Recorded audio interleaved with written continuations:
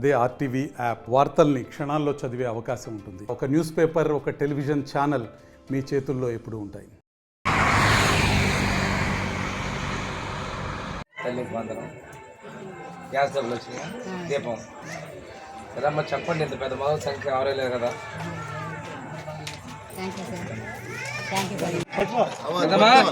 ఈయన పింఛన్ డబ్బులు ఇస్తుంది చంద్రబాబు నాయుడు. పెన్షన్ బాగానే వస్తుంది సరేమ్మా, ఇద్దరు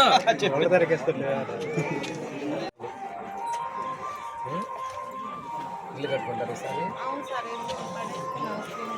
3,40,000 ఇస్తాం.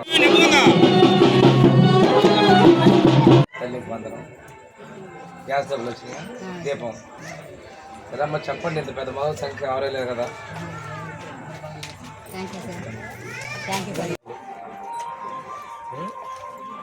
ఇల్లు కట్టుకుంటారు. ఈసారి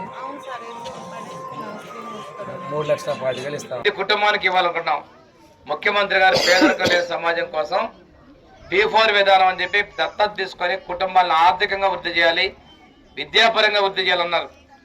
ఉద్యోగాలు ఇస్తామన్నాం. 16,000 టీచర్ పోస్టులు తెస్తున్నాం. ఇదే కాదు, ప్రైవేటు కంపెనీల్లో చాలా పెట్టుబడులు ఇచ్చాం. ఇప్పటికీ 7 లక్షల ఉద్యోగాలకు అవకాశాలు కల్పించాం. ఫ్యాక్టరీలు పెట్టేందుకు అవకాశాలు తీసుకొచ్చాం. అవి పూర్తయి ఉద్యోగాలు ఇచ్చేందుకు సిద్ధంగా ఉన్నాం. మేము అవకాశాలు కల్పిస్తే ఏది ఉద్యోగం అడుగుతారు. ఫ్యాక్టరీ పెట్టి ఉద్యోగం ఇస్తాం. మన దగ్గర కూడా రామాయపట్నం దగ్గర కూడా ఫ్యాక్టరీలు వస్తున్నాయి. ఇవన్నీ చేస్తున్నాం. మన చేపలు పట్టే వాళ్ళన్నారు మత్స్యకారులు. వేటకెళ్తే మత్స్యకార ప్రోత్సాహ కింద మత్స్యకార సేవలు అని చెప్పేసి 20,000 ఇచ్చామమ్మా. 31 కేజీలు బియ్యం ఇచ్చే రోజు దాన్ని మేము 4,500 డబ్బులు ఇచ్చాం. తర్వాత దాన్ని ఈరోజు 20,000కు మేము చేసాం. ఏమైపోయిన డబ్బులు అంటే గవర్నమెంట్ మరి ట్రాన్సిట్ పీరియడ్లో లీన్ పీరియడ్ అయిపోతే ఏమైందని మాట్లాడారు. మేము చేస్తున్నాం, చిత్తశుద్ధితో ముందుకు వెళ్తామని చెప్తున్నాం. ఉచిత బస్సు ప్రయాణం తల్లి ఆడబిడ్డలకి రేపు ఆగస్టు 15 నుంచి బస్సు ఎక్కితే ఆడవాళ్ళకి ఎక్కడికైనా జిల్లాలో టికెట్ లేని ప్రయాణం. మీకు టికెట్ ఇస్తారు కానీ మీకు డబ్బులు తీసుకొని మీ టికెట్ ధర ఎంత అయింది కానీ ప్రభుత్వం చెల్లించిన ధర కింద రాసి టికెట్ ఇస్తారు. ఈ విధంగా మేము ముందుకు వెళ్తున్నాం. చెప్పినటువంటి హామీలన్నీ అమలు పరుస్తున్నాం.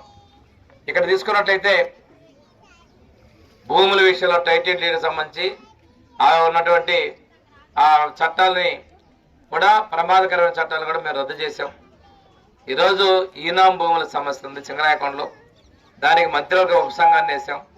ఆ ఉపసంఘం కూడా పరిష్కారం కోసం కృషి చేస్తూ ఉంది. ప్రతిదీ కూడా సమస్యల కోసం పరిష్కారం ముందుకెళ్తున్నాం. మేము ఇక్కడ బ్రిడ్జి కూడా కట్టేదానికి ప్రతిపాదన చేస్తాం. ఫ్లైఓవర్ కోసం కూడా, రైల్వే బ్రిడ్జ్. ఇవి చెప్పినటువంటిది చెప్పనటువంటివి కూడా మేము చేసుకుంటాం, ముందుకెళ్తున్నాం. మహిళలకు కూడా చదువుకోవడానికి డ్వాక్రా గ్రూపుల ద్వారా ఆర్థికంగా పిల్లలకి వెసులుబాటు అయిపోతా ఉన్నాం.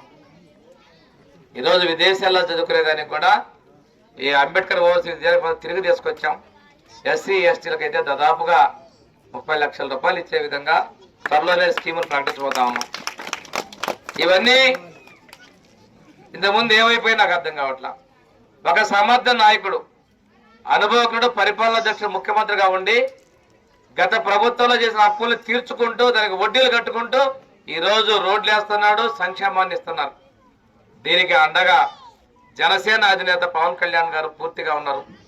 కేంద్రం నుంచి ఆశీస్సులున్న ప్రధానమంత్రి మోడీ గారు విశాఖపట్నంలో స్టీల్ ప్లాంట్ మూత అంటే ఆ స్టీల్ ప్లాంట్ మూత లేకుండా ఈరోజు లాభాల్లో పరిగెత్తిస్తున్నాం కేంద్ర ప్రభుత్వ సహకారంతో. అదేవిధంగా ఈ రోజున పోలవరం ప్రాజెక్టుకి కేంద్రం నిలిస్తే ఇంతకుముందు గత ప్రభుత్వం చేసిన తప్పుల వల్ల ఖర్చు 2,000 కోట్లు పెరిగింది. అమరావతి రాజధాని ఇంతకుముందు నువ్వు చేసినటువంటి తప్పుల వల్ల దానికి కూడా ఈ రోజున ఖర్చు 6,000 కోట్లు అదనంగా పెరగాల్సి వచ్చే పరిస్థితి. ఇన్ని తప్పుడు పనులు, ఒక విధ్వంసకరమైన ప్రభుత్వం, ఒక పనికిమాల ప్రభుత్వం, ఒక అసమర్థ ప్రభుత్వం వల్ల ఈ రాష్ట్రం వెనక్కిపోయింది. ఈరోజు మీరు ఒకసారి చూసుకున్నట్లయితే ప్రతిదీ ఒక్కళ్ళకు కూడా సంక్షేమ ఫలాలు అందించడం మా ప్రభుత్వం సిద్ధంగా ఉంది. రేషన్ కార్డు కూడా కొత్త కార్డులకు అనుమతులు ఇచ్చాం. 509 మంది పెట్టుకున్నారు. అదేవిధంగా ప్రతి సంక్షేమానికి మేము ముందుకెళ్తున్నాం. డిగ్రీ చదువుకున్న పిల్లలు ఖాళీగా ఉంటే ఉద్యోగం ఇవ్వటము, ఉద్యోగం ఇవ్వలేకపోతే నిరుద్యోగ వృత్తి కూడా తొందరలో కొద్ది నెలల్లోనే ఇవ్వబోతా ఉన్నాం. మేము ఎక్కడా కూడా దేనికి పారిపోవడంలా ఇవన్నీ కూడా గమనించుకోవాలని చెప్పి కోరుకుంటూ ఇప్పుడే తిరుగుతా ఒక్కొక్క ఇంటికి ఎంత ఇచ్చారు, ఏం వస్తాయి, ఇంకేం కావాలి, ఏది రాకపోయినా సచివాలయాలను అడగండి. మీకు ప్రతి లబ్ధి ఇచ్చేందుకు మేము సిద్ధంగా ఉన్నాం. మేం పారిపోవట్లా. ప్రతి ఒక్క పౌరుడు, ప్రతి ఒక్క కుటుంబం ఆర్థికంగా నిలదొక్కుకోవాలి. ఆ కుటుంబం సాధికారం సాధించడమే ముఖ్యమంత్రి గారు పేదరికం లేనటువంటి విజన్ లో P4 ప్రోగ్రాం తీసుకొని వచ్చారు. దాని ద్వారానే ఈరోజు విజన్ 2047 స్వర్ణాంధ్ర 47ని మనం ముందు తీసుకెళ్తున్నాం. అందరి సహాయ సహకారాలు కావాలి మనస్ఫూర్తిగా కోరుకుంటూ మరిన్ని వీడియోస్ కోసం ఛానల్ ని సబ్స్క్రైబ్ చేయండి. లేటెస్ట్ అప్డేట్స్ కోసం వాట్సాప్ ఛానల్ ని ఫాలో అవ్వండి. అండ్ లింక్ డిస్క్రిప్షన్ లో ఉంది.